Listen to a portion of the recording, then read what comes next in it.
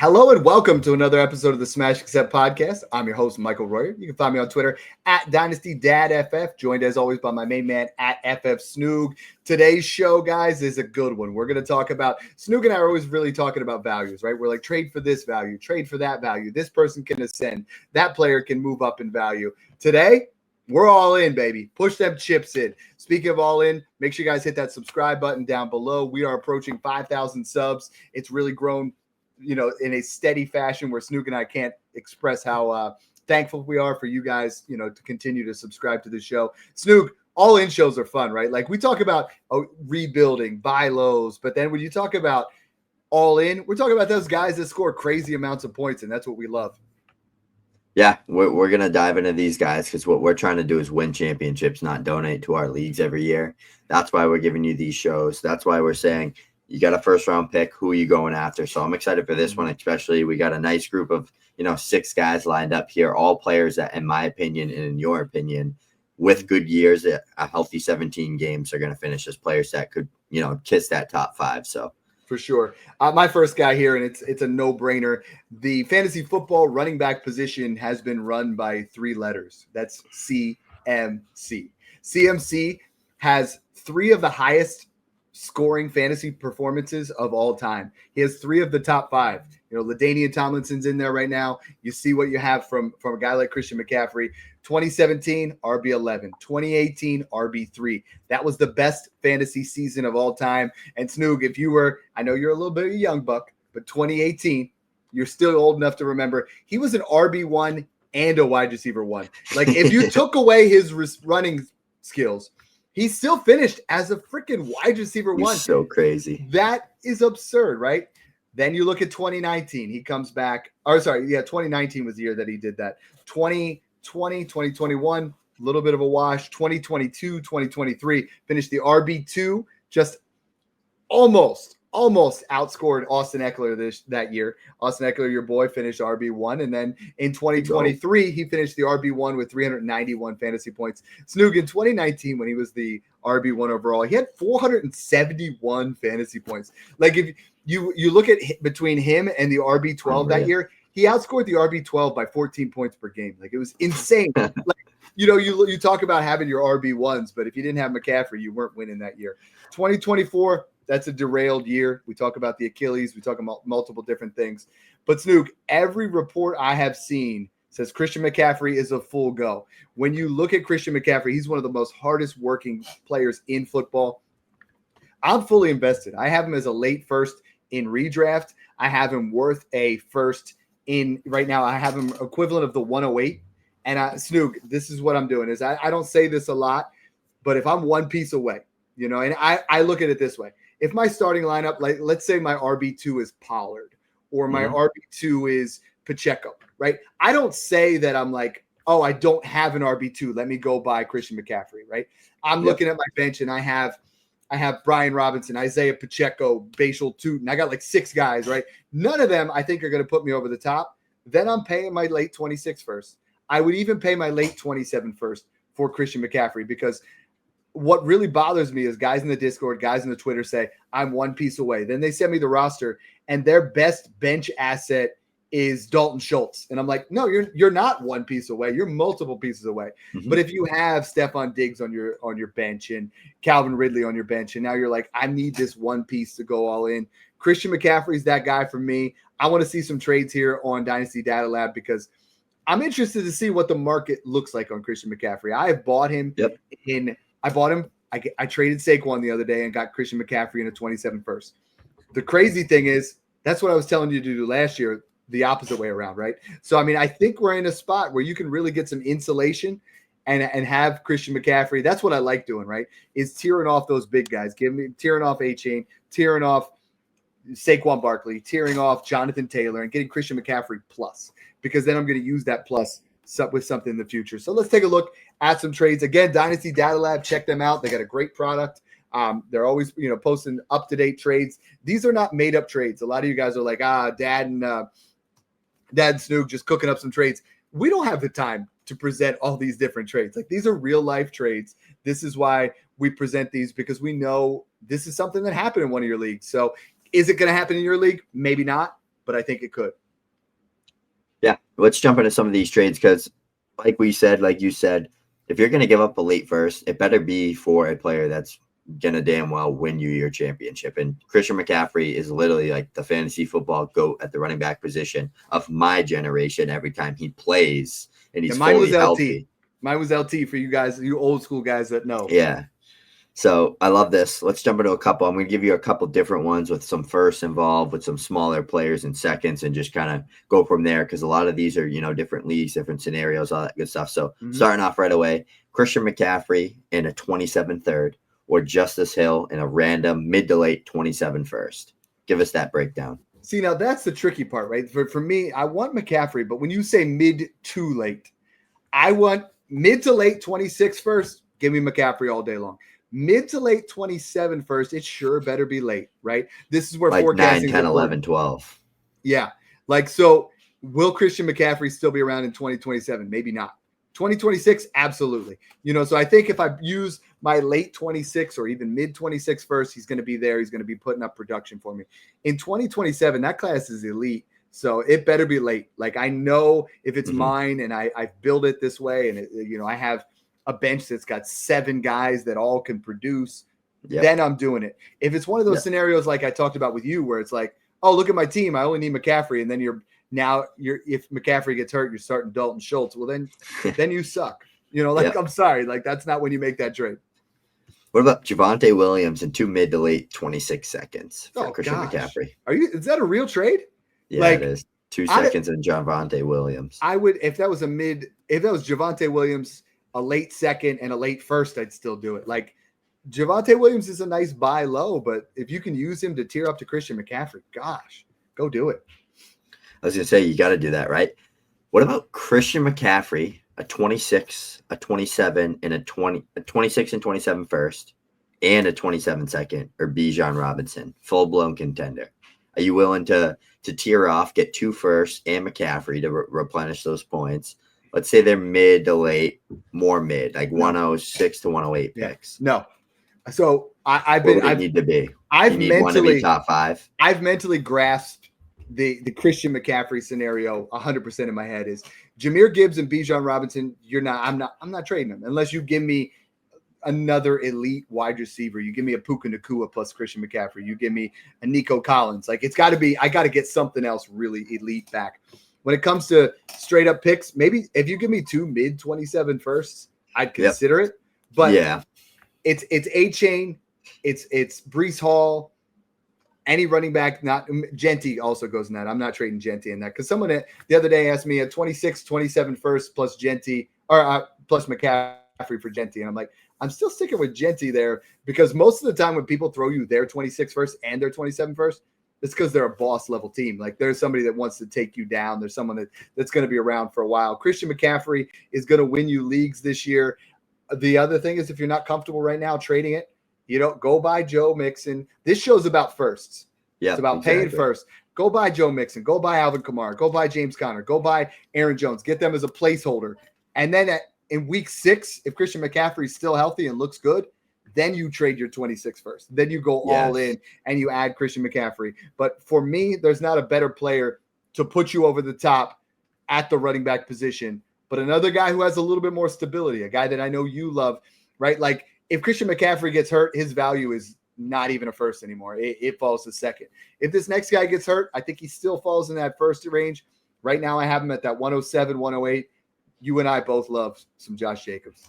Yeah. To go after this, the best thing you want with these type of running backs, opportunity, like that workhorse role, that volume that they're going to get, an elite offense, or at least a good scoring offense. And then you want talent. And Josh Jacobs has all 3 of those. We saw last year what he was willing to do. 330 plus touches between the ground game and the air game, 1,300 yards. And that dude is an end zone sniffer, 15 touchdowns. If you just look at all his seasons, 15 last year, before last year, he got hurt, only had 6, but played literally like 12 games, 12 touchdowns, 9 touchdowns, 12 touchdowns, 7 touchdowns. He's always in that 30 to 50 reception as well. So you can guarantee a healthy Josh Jacobs playing 16, 17 games in this type of offense with the Packers is a workhorse that's going to finish top 5 to 10. every single year. If he's healthy, he's going to do it.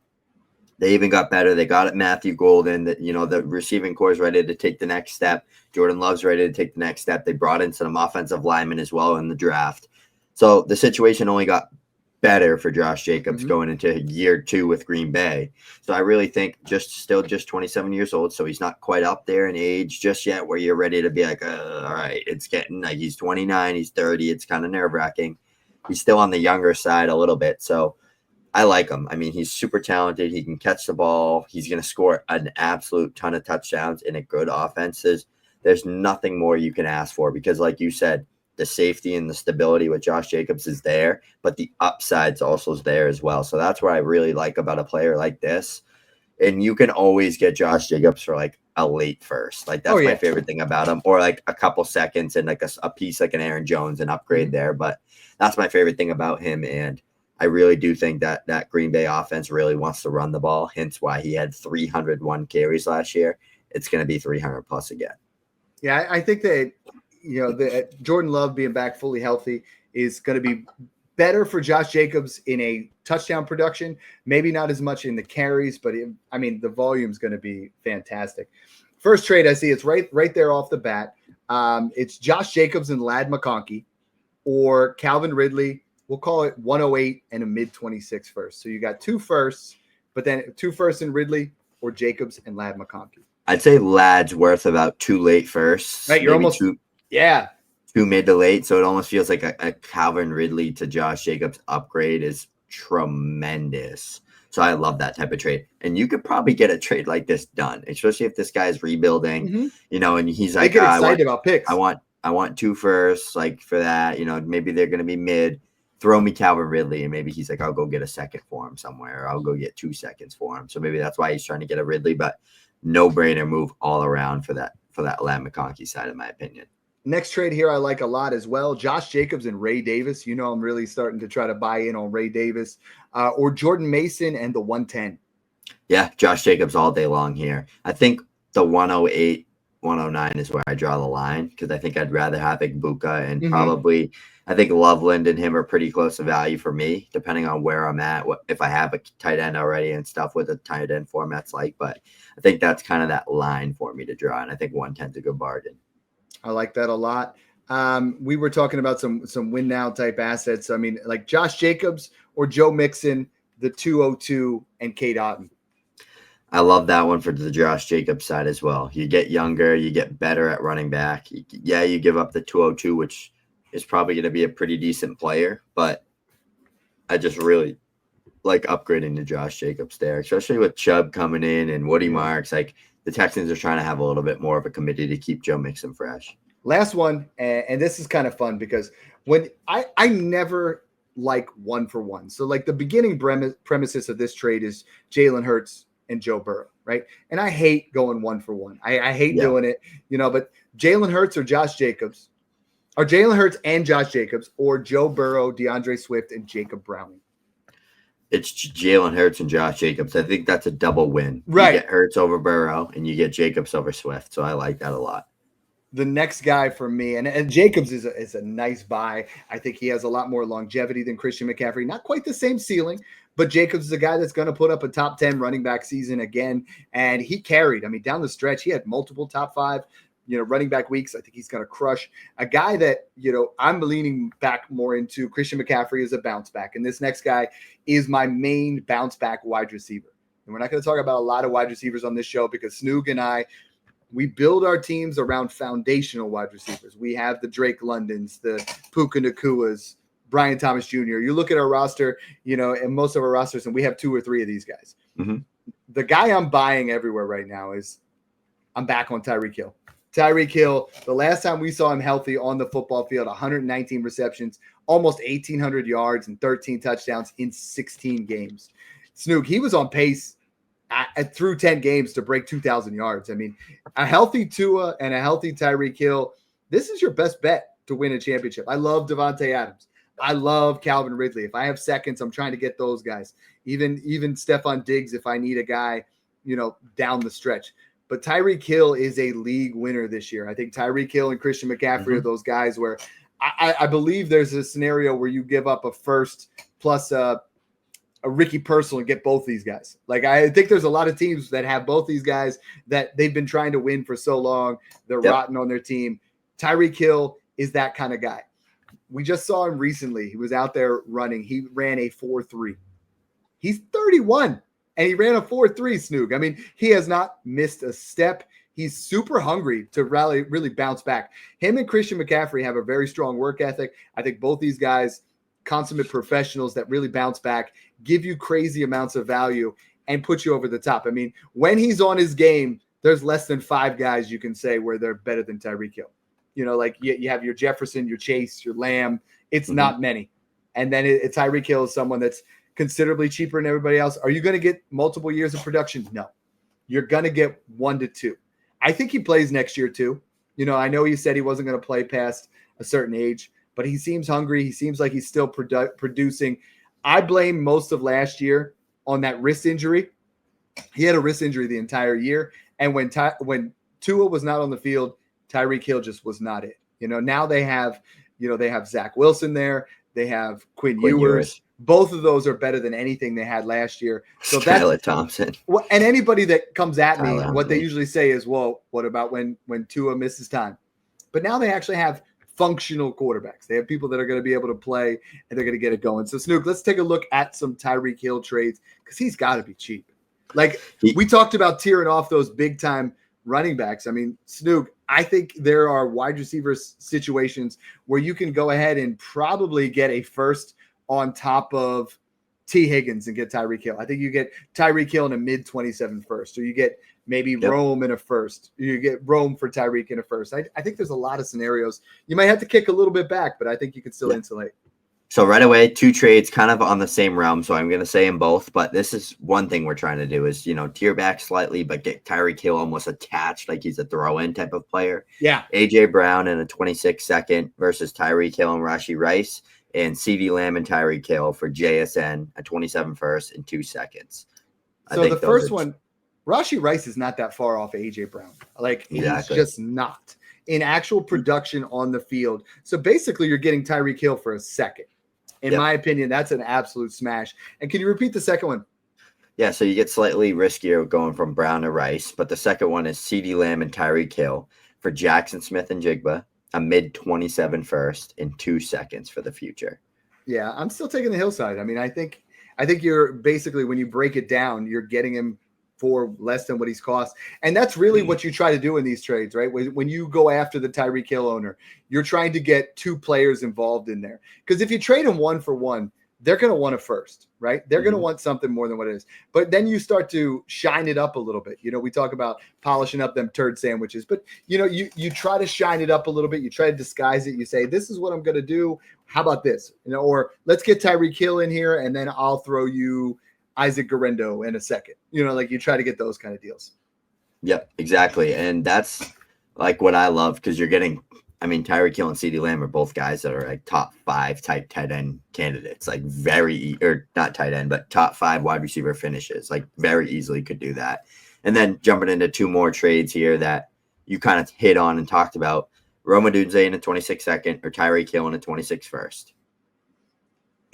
Here's the tricky part about those, right? Is that better be mid to early though, right? Because the way I look at it, if it's a late first, you're going to lose. But if it's mid to early, that mid first is worth Rome. So basically, again, you're getting Tyreek Hill for a second.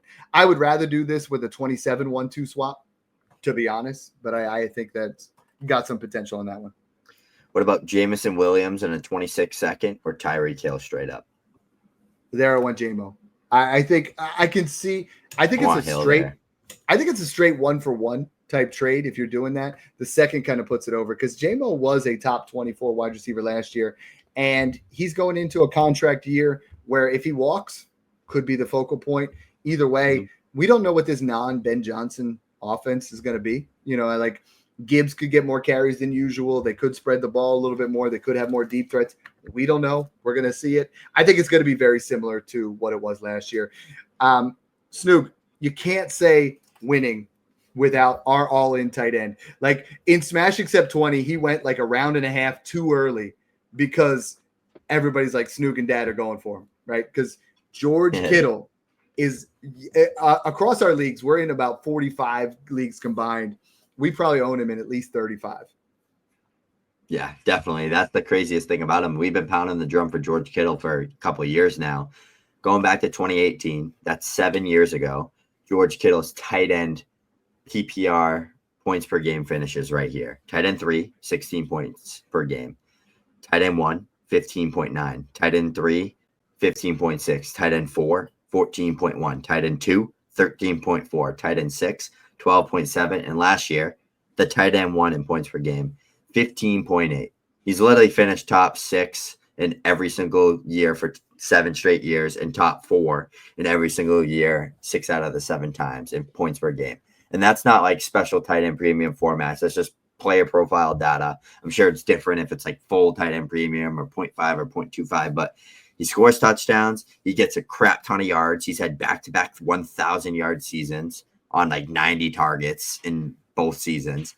And he catches the ball a ton. And the best thing about it is he's been with Brock Purdy the past 2 years, and those have been 2 career years for him in terms of yardage, touchdowns, receptions. So that's what I love most about George Kittle is he's really crushing it. He's had his best 2 years the past 2 years since 2018.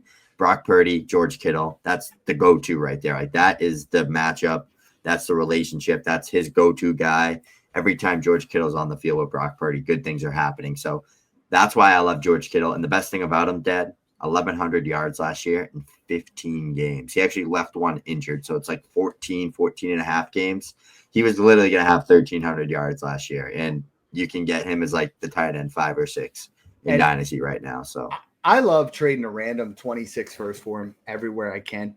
You know, like that seems to be random to late 26 first. You can buy him. You know, you tear down off of a Sam Laporta and get a 27 first plus. There's so many ways to win with George Kittle, like this first one, Sam Laporta and Zach Moss, or Kittle, a 28 first and a 28 third. This is Kittle all day long. If I can get Kittle in a first attached to anything involving a Sam Laporta or a Tyler Warren or a Colston Loveland or any of those guys, I am firing up the rocket and I'm smashing that all day long. I like this one too. Kyle Pitts and Jonathan Brooks for George Kittle. And this is what I like to look at is rebuilding teams sometimes look at this and they're like, yeah, but Kittle's not going to do anything for me next year. So get me younger at 2 spots. But did you get better? You just got younger. That's not the same thing. Kincaid, the 204 and a 304 or Kittle. It's Kittle. Yeah, I'm so high on. He's still my tight end 4 in Dynasty right now. Like, I'm so high on him. I think that's definitely a win. There's just so many trades when you look at them. I mean, Kamara, Kittle in a third, or Mark Andrews and James Cook. This is like a Snoog special. Yeah, that's a George Kittle smash all day too. A lot of these trades feel like a George Kittle smash, and I still think the market's always going to be cheaper on him just because of his age right now. I got another Kittle in a first for Dylan Sampson and Laporta. You know, like with the Judkins news, we just did a show on that. That's good. How about this one? Amon-Ra St. Brown and Jonnu Smith, or T. Higgins, George Kittle, and Jordan Mason. Is that enough? No, I want Amon-Ra St. Brown there. Yeah. I've seen trades. I need a 27 first attached to that with no Jordan Mason for me to do that.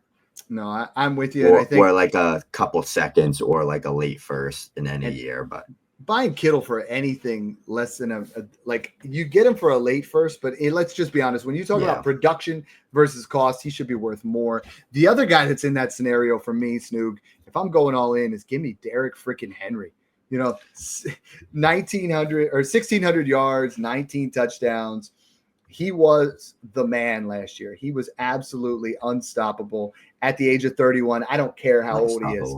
Ranked 10th in running backs and rushing attempts. Still ran up there. 9th when we're talking about short down and distance from 2 yards or less. 91% snap rate inside the 5. You and I said this last year. Is everyone's like, oh my gosh, Derrick Henry, that Lamar Jackson's going to eat into his workload.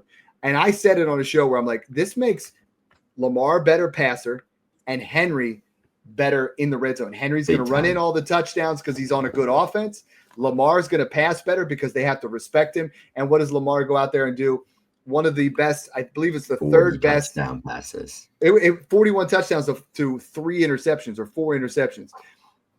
Derrick Henry is that guy. Derrick Henry is going to rot on your team. If you can't get a first, I'm seeing people trade him for like Javonte Williams in a second. Like, if you have him, hold him. He will be worth a first for you in season. I'm trying to go to that team now. I'm trying to pay less than a first, or I'm trying to tier off of, we talked about it with McCaffrey. He's worth less than McCaffrey right now. But if I could tier off of running back, getting myself a Kyron Williams, RJ Harvey, Caleb Johnson, get something there. I think you could trade RJ Harvey straight up for Derrick Henry if you're a contender. I did the opposite on a rebuilder before the J.K. Dobbins news, but I think Caleb Johnson, Chuba Hubbard plus, Kamara plus, Montgomery plus, Scatterbo plus. Give me all the Derrick Henry I could possibly get, especially in 0.5 standard or PPC. Derrick Henry's a beast. Yeah, let's jump into some of these trades here. Very weird market on Derrick Henry right now, according to Dynasty Data Lab. But one of the ones I want to jump into right away, you're willing to pay a late first. Are you willing to pay the 110 for Derrick Henry straight up? 111 is, I have him worth the 111. Like, that's what I have it listed, because I really don't want to miss out necessarily on Ibuka or London. But I think the 110 is about the cutoff. I don't love it. I would want to make it a 2-for-2 some way, shape, or form. But I think it's about swap or something. I think it's about right. I have him 111, 112 in an ideal world. What about Zach Charbonnet in the 112 in 2026, or Derrick Henry a third and a fourth in 2026? You shouldn't be getting anything back on the Derrick Henry side. Now, I will say, on a rebuilding team, I'm buying Zach Charbonnet everywhere, because I don't want to foreshadow too much. Snoog's next guy, is on a contract year, and Charbonnet could be that guy to take over. So I think, there is some upside to play there. But overall, I'm taking Derrick Henry. Last one here, kind of an interesting one. Well, not one we typically do, Dad, on the show, is, get older and give up a young wideout for an old running back. But Xavier Worthy in a late 26 second for Derrick Henry in an early 26 third. So you get a little swap in there. Let's say it's not a big spot gap.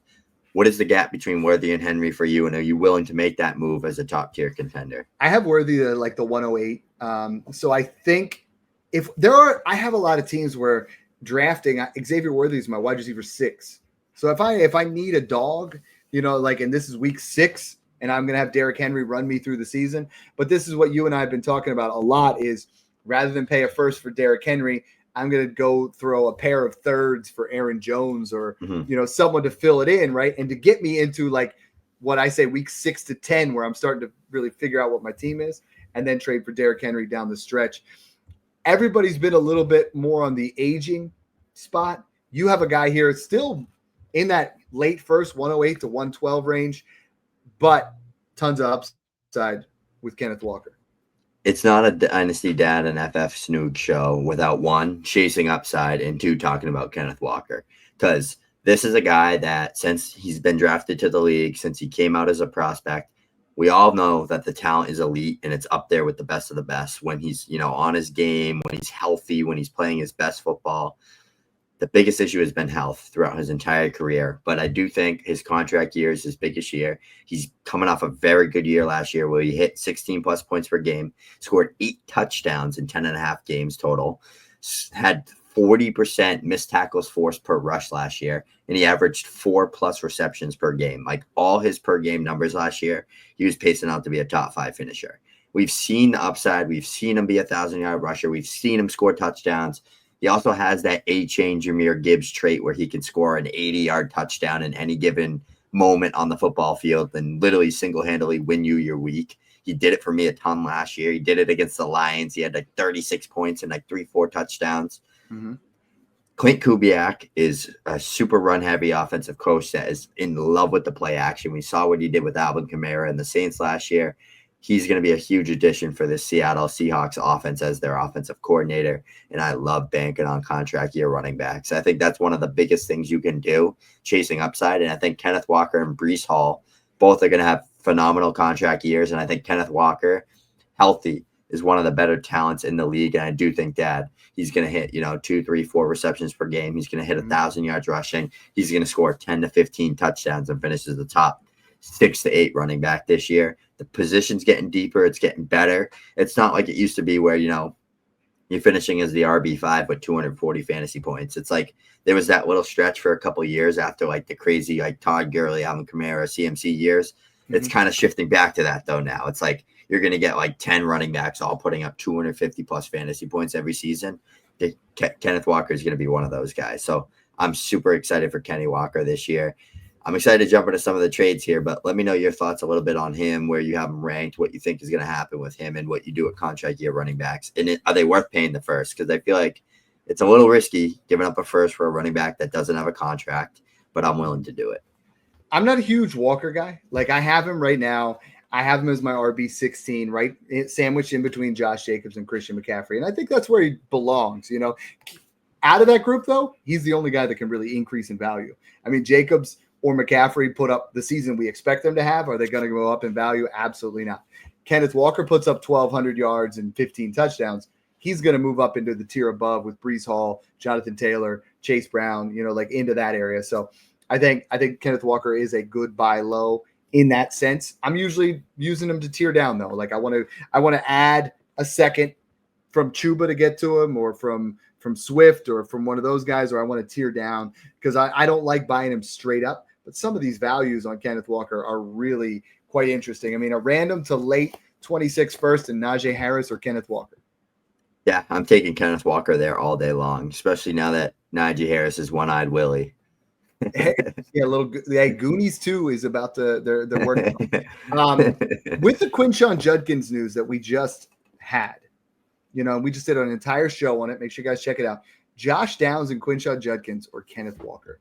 I want Judkins and Downs here. Those are both guys that we're buying everywhere, especially Downs. We just did a Dynasty value show on him and what he can be.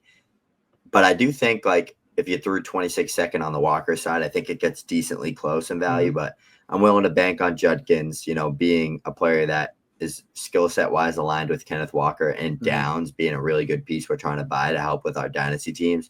I want to lean that side, but it's not bad. I see a pair of seconds for Walker. If you can get that, you smash. 28 first, you smash this. An interesting one here is Nico Collins. I saw that. Or Garrett Wilson and Kenneth Walker. Smash. Like, what are we doing? Cowbell for Garrett Wilson. Like, a lot of people are out on Garrett Wilson, and they really shouldn't be. I mean, Xavier Worthy and Javonte Williams or Kenneth Walker in a third. Kenneth Walker all day long. Even if that's a second on the Worthy side, I still want Walker there. I want true league winning upside, and Kenneth Walker has that in his bag at any given moment. And then we got, let me see here real quick, Waddle or Kenneth Walker? Kenneth Walker. Yeah. Definitely. Yep. Aaron Jones in a second, Mike Evans in a second, James Conner and a late 27 first. Now that one's interesting. I want Kenneth Walker still. That one gets very interesting because you're getting that pick on the side attached to another veteran producer, but that's like super close for me. I probably lean James Conner if I'm trying to retool a little bit and get a little bit younger for the future, but also production. But if I'm stacked and my roster's loaded, and that's going to be like 112, I want Kenny Walker. And then I got two trades here. Both of them are the same kind of principle, the 2-for-1s. You and I usually like to be on the 2 side, but Ayuk and Pollard for Walker. And the other one is Dak Prescott and Austin Eckler for Walker. I want Walker in both. Yeah, I was like, well, hey. I want him in both. Those are good trades, though. Good trades. And guys, we do this all the time in our Discord. A lot of guys, honestly, I mean, I have 78 messages from now. I just got done with date night, watching a movie, and all of a sudden I got 78 messages to jump onto. Snoog and I love doing this for you guys. Check us out. Links down below, patreon.com/smash accept, from anywhere from $5 to $20 a month based on how much interaction you guys need from Snoog and I. We are here to help you 4 and 5 extra money, help you to smash dynasty trades. I mean, I love seeing it where guys are like, what one guy messaged me the other day and he goes, I did not win a fantasy championship for the last 7 years. He's like, I found you guys, joined the Discord, and I won 3 last year. And that like warms my heart because the money's great, right? But when you got that bragging right that you went and you won 3 leagues when you haven't won a single one in 7 years, just based on the principles that we're doing, that makes me excited, man. So thanks for tuning in, guys, and enjoy the process.